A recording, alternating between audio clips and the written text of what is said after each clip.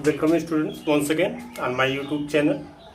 हम chemical kinetics रासायनिक बलगतिकी के बारे में पढ़ रहे थे। तो रासायनिक बलगतिकी में हमने अपक्रिया का वेग इसके बारे में पढ़ा था, वेग स्थिरांक के बारे में हमने पढ़ा था।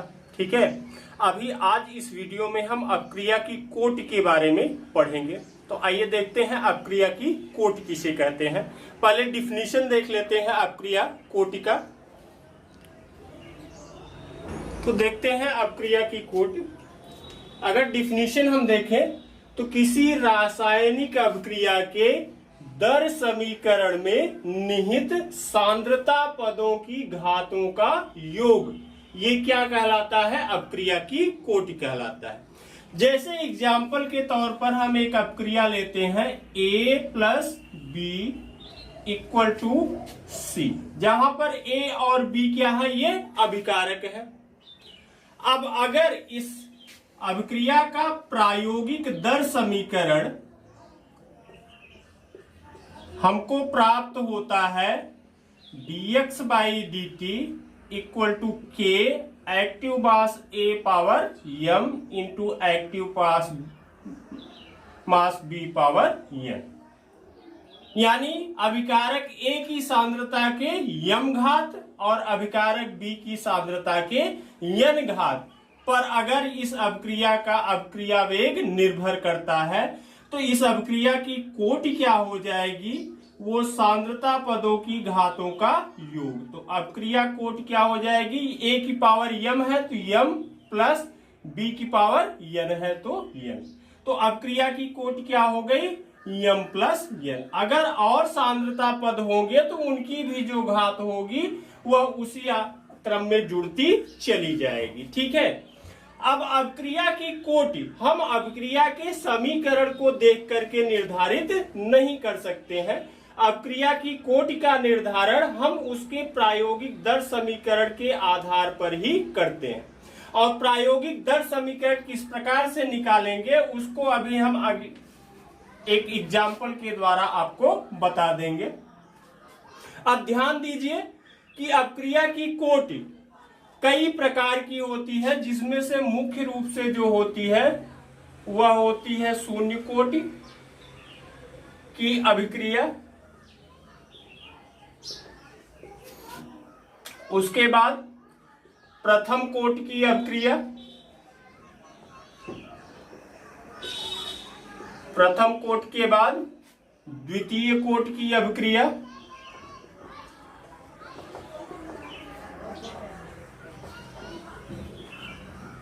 और उसके बाद तृतीय कोटि की अभिक्रिया और प्रभाजी कोटि की अभिक्रिया। प्रभाजी यानी भिन्नात्मक। ठीक है, तो ये मुख्य प्रकार है जो आपके सिलेबस में है, जिसमें से डिटेल्ड में आपको केवल शून्य कोटि और प्रथम कोटि इन दोनों के बारे में पढ़ना है। बाकी आपके सिलेबस में केवल डिफिनीशन है। ठीक है, आइए एक क्वेश्चन के आधार पर देखते हैं कि किस तरीके से आप दर समीकरण का निर्धारण करेंगे और कैसे अपक्रिया की कोटि निकालेंगे। ठीक है, तो क्वेश्चन देख लेते हैं। तो क्वेश्चन दिया गया है, एक अपक्रिया दी गई है 2NO plus O2 equal to 2NO2। इस अपक्रिया के लिए सांद्रता परिवर्तित करके जब ऑब्जर्वेशन किया गया तो ये एक आंकड़ा प्राप्त हुआ है और इसी आंकड़े के आधार पर पूछा जा रहा है कि अपक्रिया का दर समीकरण क्या होगा और अपक्रिया की कोटि क्या होगी। ठीक है, तो अब ध्यान दीजिए यहाँ पे कि 4 आंकड़े दिए गए हैं। NO और O2 दोनों की सांद्रताएं आपस में बराबर है और तब अपक्रिया का वेग 0.075 है। चौथे आंकड़े में देखेंगे वहां पर भी NO और O2 की सांद्रताएं आपस में बराबर है, लेकिन पहले आंकड़े की 2 गुनी हो जाती हैं और तब अपक्रिया का वेग क्या है? 0.600 है। दूसरे आंकड़े में O2 की सांद्रता तो पहले के समान है, लेकिन NO की सांद्रता डबल कर दी गई है और तीसरे आंकड़े में NO की सांद्रता पहले के समान रखी गई है, लेकिन O2 की सांद्रता डबल कर दी गई है। अब पूछा क्या जा रहा है, दर समीकरण और अपक्रिया की कोटि। तो हम अपक्रिया का दर समीकरण अगर लिखे तो ये हो जाएगा dx by dt equal to k active mass NO power m और O2 पावर n। हमें m और n इन्हीं दोनों के मान ज्ञात करने हैं। अगर ये दोनों मान हमको प्राप्त हो जाते हैं तो हम अपक्रिया का दर समीकरण भी लिख लेंगे और फिर m और n को जोड़ करके अपक्रिया की कोटि भी ज्ञात कर सकते हैं। ठीक है, तो अब पहले हम देखते हैं कि O2 की सांद्रता समान रहेगी लेकिन NO की सांद्रता चेंज हो रही है। तो हम समीकरण लिख सकते हैं कि प्रयोग संख्या 1 से dx बाई dt।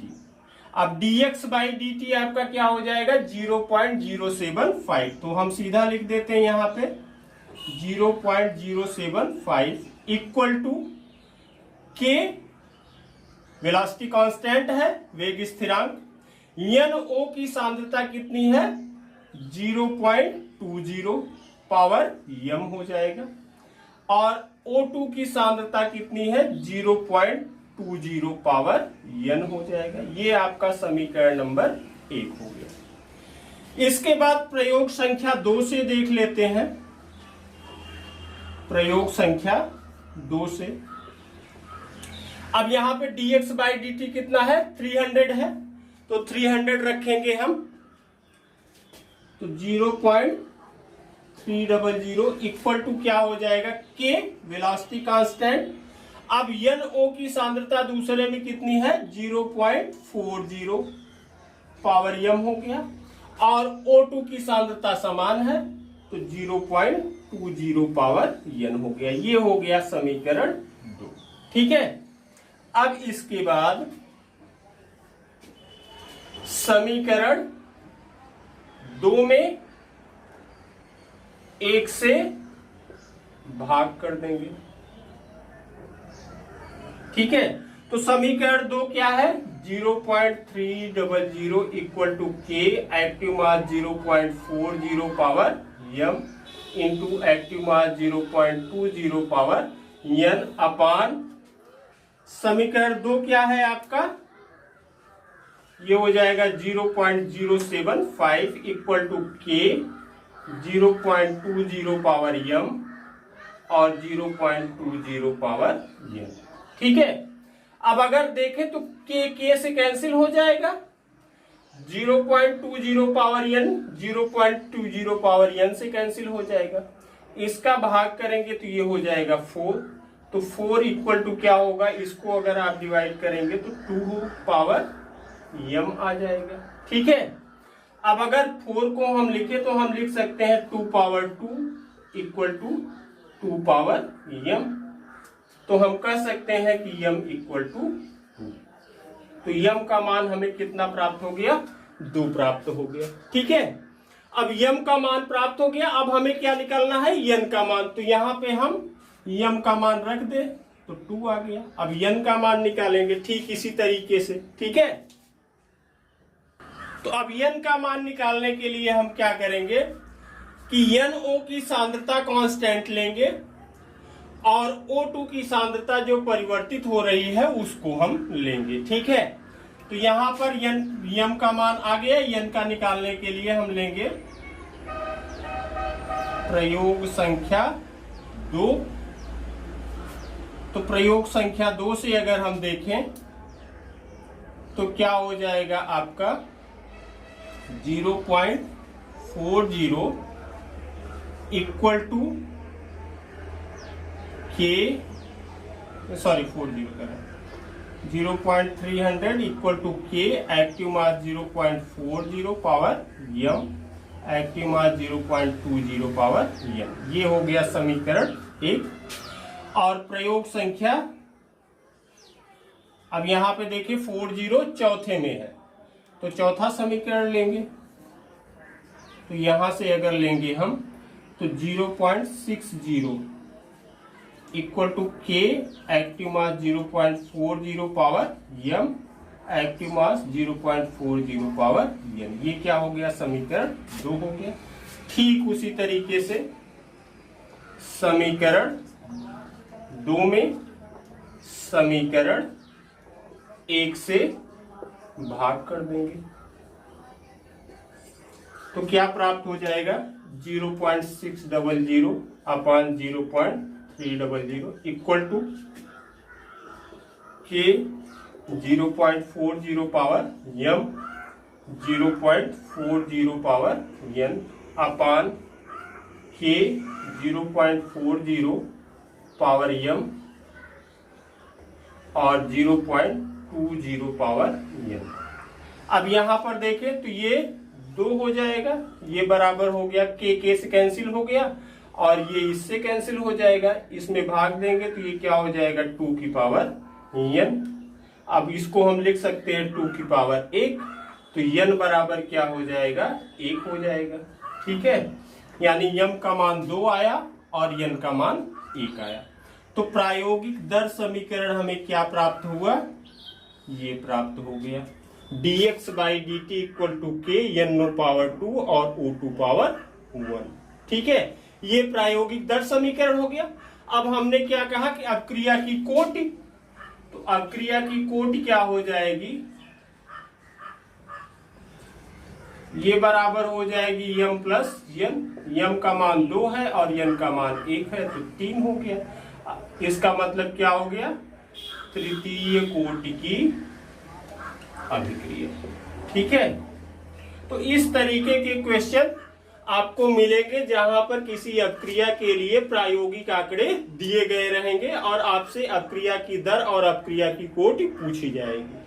तो आप अपक्रिया की दर समीकरण ज्ञात करने के लिए m और n के मान इस तरीके से ज्ञात कर लीजिए, फिर m और n को जोड़ देंगे तो अपक्रिया की कोटि प्राप्त हो जाएगी। ठीक है, अब इसके बाद हमने आपको विभिन्न कोटि की अपक्रियाएं बताई, जिसमें शून्य कोटि, प्रथम कोटि, द्वितीय कोटि, तृतीय कोटि और प्रभाज्य कोटि की अपक्रियाएं बताई गई हैं।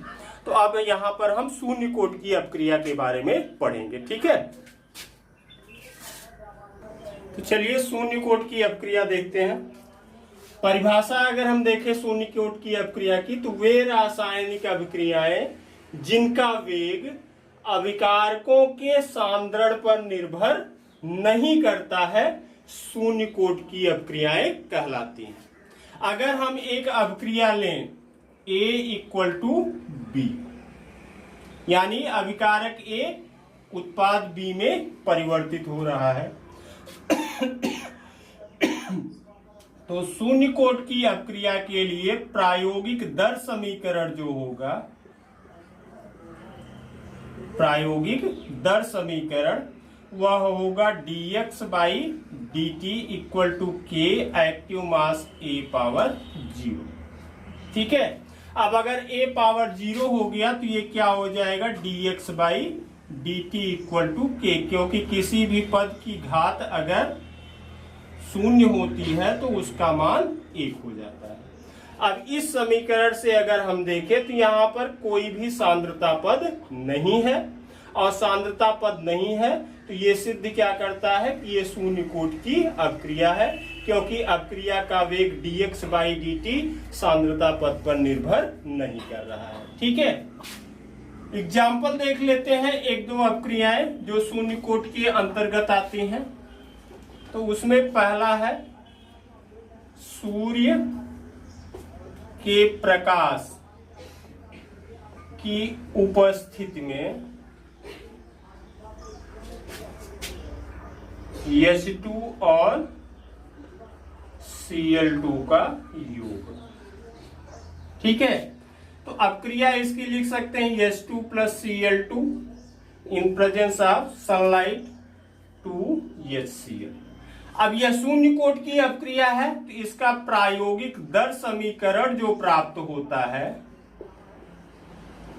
वो प्राप्त होता है dx by d t equal to k active mass H2 power 0 active mass Cl2 power 0। ठीक है, या हम कह सकते हैं कि dx by dt equal to k। तो ये समीकरण किसका है? आपका शून्य कोटि की अपक्रिया का है। तो सूर्य के प्रकाश की उपस्थिति में हाइड्रोजन और क्लोरीन का योग ये क्या है? ये शून्य कोटि की अपक्रिया है। एक और एग्जाम्पल देख लेते हैं, अमोनिया का विघटन। अमोनिया का विघटन भी क्या है? शून्य कोटि की अपक्रिया है। समीकरण होता है 2NH3 equal to N2 plus 3S2। ठीक है, इस अपक्रिया के लिए जो प्रायोगिक दर समीकरण प्राप्त होता है वह प्राप्त होता है dx by dt equal to k active mass NH3 power 0। अब NH3 की पावर अगर 0 हो गई तो ये क्या हो जाएगा? dx by dt equal to k। और ये समीकरण किसका होता है? ये होता है आपके शून्य कोटि की अपक्रिया का समीकरण। तो ये दोनों अपक्रियाएं कैसी हैं? शून्य कोटि की अभिक्रियाएं हैं। ठीक है, आगे देखते हैं कि शून्य कोटि की अपक्रिया के लिए वेग स्थिरांक का मात्रक क्या होगा। ठीक है, शून्य कोटि की अपक्रिया के लिए वेग स्थिरांक का मात्रक।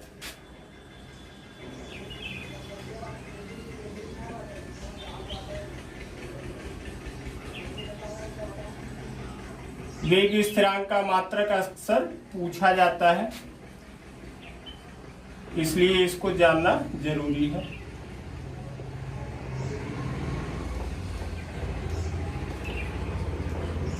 और ये सभी अपक्रियाओं के लिए पूछा जाता है कोटि के आधार पर। ठीक है, तो अब यहां पर ध्यान देंगे कि शून्य कोटि की अपक्रिया के लिए जो दर समीकरण होता है वह होता है dx by dt equal to k। यही होता है dx by dt equal to k। ठीक है, किसके लिए है? शून्य कोटि की अपक्रिया के लिए। ठीक है, तो अगर हम k का मात्रक निकालना चाहें तो हम लिख सकते हैं कि k का मात्रक ये बराबर क्या होगा? x का मात्रक। x क्या है? ये सांद्रता परिवर्तन है। तो इस तरीके से लिख दें, सांद्रता का मात्रक अपान समय। सांद्रता का मात्रक होता है मोल प्रति लीटर बटे समय हो जाएगा। ठीक है, अगर इसको और सॉल्व करें तो हम लिख सकते हैं मोल लीटर इनवर्स समय इनवर्स। तो k का मात्रक क्या हो गया? ये हो गया आपका मोल लीटर इनवर्स समय इनवर्स। यहाँ पे समय इनवर्स इसलिए लिखा गया है कि अपक्रिया का समय सेकंड में भी हो सकता है, मिनट में भी हो सकता है और आवर्स में भी हो सकता है। तो जिसमें दिया रहेगा वही आप लिखेंगे। अगर सेकंड में दिया गया है तो सेकंड इनवर्स हो जाएगा, अगर मिनट में दिया गया है तो मिनट इनवर्स हो जाएगा, और अगर आवर में दिया गया है तो आवर इनवर्स हो जाएगा। जिसमें दिया रहेगा वही आप समय का मात्रक यहाँ पर लिखेंगे। ठीक है, बाकी मोल रहेगा ही, लीटर इनवर्स रहेगा ही। ठीक है, तो शून्य कोटि की अपक्रिया के लिए वेग स्थिरांक k का मात्रक मोल लीटर इनवर्स समय इनवर्स होता है। ठीक है, शून्य कोटि की अपक्रिया के लिए समाकलित वेग समीकरण देख लेते हैं। ठीक है, तो शून्य कोटि की अपक्रिया के लिए dx by dt equal to k होता है। इसको हम लिख सकते हैं कि dx is equal to k into dt। ठीक है, इस समीकरण का हम समाकलन कर दें। एक का समाकलन करने पर, जब समाकलन करेंगे तो ये क्या हो जाएगा आपका? ये हो जाएगा x is equal to k, या इस तरीके से लिखें dx is equal to k into dt। ठीक है, या हम कह सकते हैं कि x is equal to kt plus c, जहां पर c बराबर क्या होगा? समाकलन स्थिरांक। ठीक है, t बराबर 0 पर x बराबर 0 होगा, अतः c बराबर 0 हो जाएगा। ठीक है, तब उस स्थिति में हम कह सकते हैं, यहां पर देख लेते हैं, c का अगर मान रखें तो x बराबर kt प्लस 0 हो जाएगा, या हम कह सकते हैं k बराबर x बाई टी। तो ये समीकरण किसका प्राप्त होगा? ये समीकरण शून्य कोटि की अपक्रिया का समाकलित समीकरण है। तो समीकरण 2 क्या है? शून्य कोटि की अभिक्रिया का समाकलित वेग समीकरण। ठीक है, एक बार फिर से देख लेते हैं कि शून्य कोटि की अपक्रिया के लिए जो वेग समीकरण या दर नियम होता है वह होता है dx by d t equal to k, या हम कह सकते हैं dx is equal to k into d t. इसी समीकरण का हम समाकलन कर देते हैं तो हमें प्राप्त होता है x इक्वल टू के टी प्लस सी, सी जहां पर समाकलन स्थिरांक है t समय पर। तो अगर t बराबर हम 0 कर दें तो के टी शून्य हो जाएगा, और उस स्थिति में c का मान x भी शून्य होगा, और जब x का मान शून्य हो जाएगा तो c क्या हो गया? वो शून्य हो गया। इसी c का मान हम इस समीकरण में रख देंगे तो x इक्वल टू के टी हो गया, या k बराबर x बाई टी। तो ये समीकरण क्या हो गया? आपका शून्य कोटि की अपक्रिया का समाकलित वेग समीकरण हो गया। देख लेते हैं शून्य कोटि की अपक्रिया के वेग स्थिरांक और अर्धायुकाल में क्या संबंध होता है। अर्धायुकाल आप जान ले, वह समय जिसमें किसी रासायनिक अभिक्रिया में अभिकारकों की सांद्रता प्रारंभिक सांद्रता की आधी रह जाती है, अर्धायुकाल कहलाता है। तो अर्धायुकाल क्या है? वह समय है जिसमें किसी रासायनिक अभिक्रिया में अभिकारकों की सांद्रता अपनी प्रारंभिक सांद्रता की आधी रह जाती है। शून्य कोटि की अपक्रिया के लिए समाकलित वेग समीकरण क्या होता है? अभी हमने प्राप्त किया। शून्य कोटि के लिए हमने प्राप्त किया k equal to x by t. ये समाकलित वेग समीकरण हमने प्राप्त किया है। अब ध्यान दीजिए, यदि t बराबर हो जाए t हाफ, यानी अर्धायुकाल, t बराबर क्या हो गया? t हाफ हो गया। अर्धायुकाल को t हाफ से व्यक्त करते हैं, तब x जो है यह बराबर हो जाएगा a बाई टू, जहां a बराबर क्या होगी? प्रारंभिक सांद्रता। यही हमने बताया कि वह समय जिसमें किसी अभिकारक की सांद्रता अपनी प्रारंभिक सांद्रता की आधी रह जाती है, वही क्या होता है? अर्धायुकाल होता है।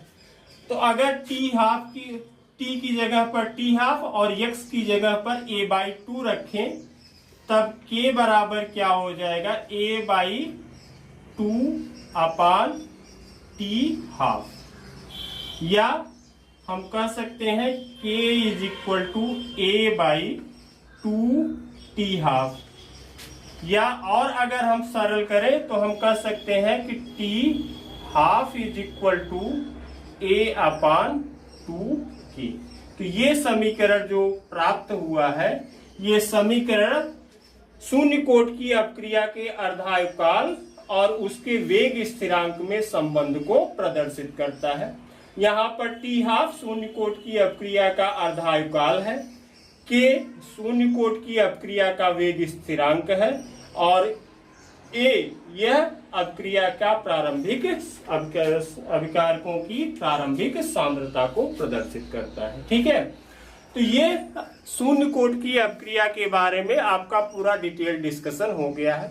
जो दो समीकरण आपको बताए गए, एक समाकलित वेग समीकरण बताया गया और दूसरा टी हाफ और के में संबंध बताया गया है। इन दोनों पर ढेर सारे न्यूमेरिकल दिए गए हैं आपकी किताब में, उन न्यूमेरिकल्स को आप लोग सॉल्व कीजिएगा। अगर कहीं पर समस्या आती है तो उसको कमेंट बॉक्स में आप लिखें, उन क्वेश्चंस को सॉल्व करके अगले वीडियो में आपको प्रोवाइड कर दिया जाएगा। Thank you very much.